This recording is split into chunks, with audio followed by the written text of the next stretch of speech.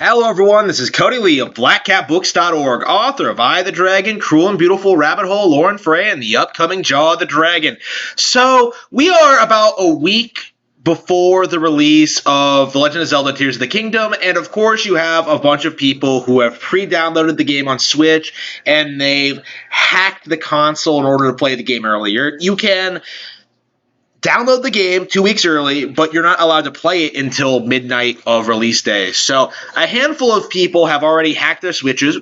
They've already started playing the game, and they've started talking about it. They've started bragging about it, like, "Oh man, look at me! I have an early copy of game I'm not supposed to have." So a lot of these people are going on message boards. They're like ranting, they're raving, they're like posting screenshots, they're doing all this stuff. And it's led to some really interesting situations, ones that have very fascinating implications as to what the future of piracy, hacking, and modding Nintendo hardware is like.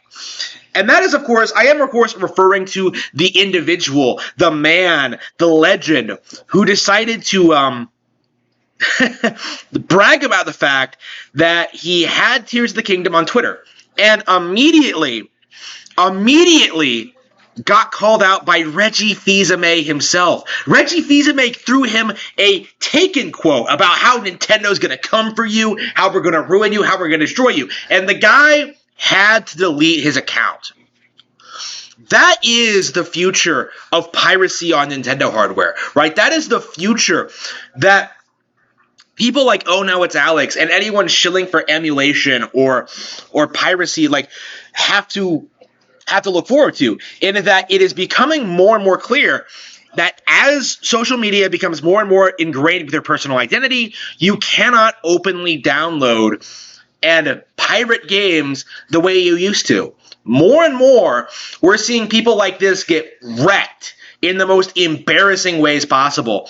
And it's not an isolated incident, right? There are all these situations with all these companies that are like going up against Nintendo for this specific release. You know, Kotaku's trying to damage control it. I'm sure like game journalists are trying to downplay the game already. I'm sure there's like all these people like trying to like do everything possible to downplay the game and what Nintendo was doing and like the future of the Switch and stuff like that. And it's all just falling on deaf ears. You know, nobody's paying attention to these people. Like, nobody cares if you're pirating Nintendo software. It's not really impacting their bottom lines at all. Like, and those who are like, you know, putting so much time, energy, and effort doing it, people who socialize about doing it on social media, who talk about it, who post about it, they are more and more often getting in trouble with the law because what they're doing is illegal.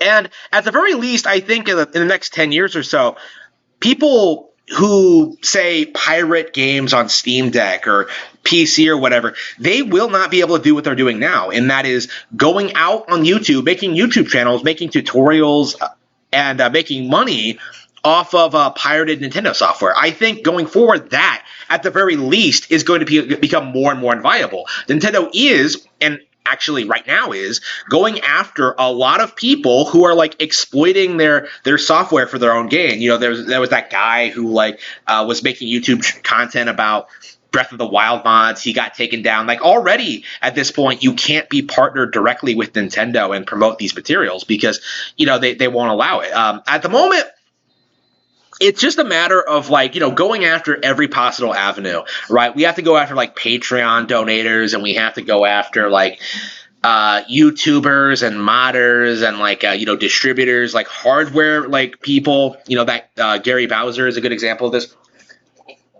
Like, there are so many people that Nintendo is going after that a lot of individuals right now are slipping through the cracks, but that's not going to be the case for much longer.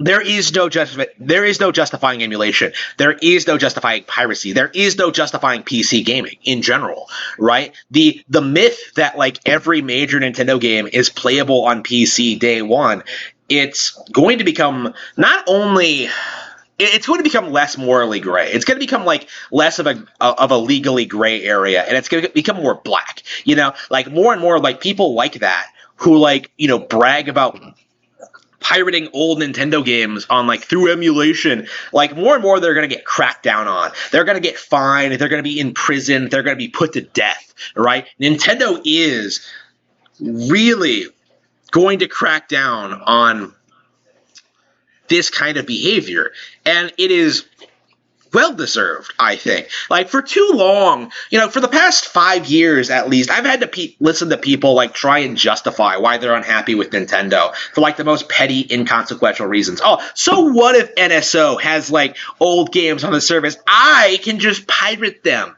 Oh, well, what about these new AAA games? Oh, I'll just wait, like, 10 years until I can play them on my, like, $3,000 gaming PC. Like, it's so stupid. It's so ignorant. It is so out of touch with, like, the nature of this hardware and just the gaming culture as a whole. Like, if you're looking forward to these games, if you want to play Tears of the Kingdom, like, just buy a Switch. Just download it on your Nintendo Switch through the eShop, like, just play the game the way it was meant to be played. Like, you are not experiencing the game the way Nintendo developed it, and as a result of that, you do not really respect their artistry. You don't respect their hard work. You don't respect their commitment. You do not respect the business that it takes to run and create things like this. You don't respect the greatest video game company ever made, and you should be condemned for that. Like, you need to be. There is a very good reason why I disrespect these people so much, why I've railed on them so often for the past couple of years, especially the past few months, is that they are living a fantasy. They really do just want to actively go out and, like, brag about how they have it better than, like, typical Nintendo owners. But as we're seeing more and more, being called out by Reggie Fils-Aime himself, it is not a legally sustainable position. Like, emulation will be criminalized. These people will be dealt with, and I am going to support Nintendo every step of the way.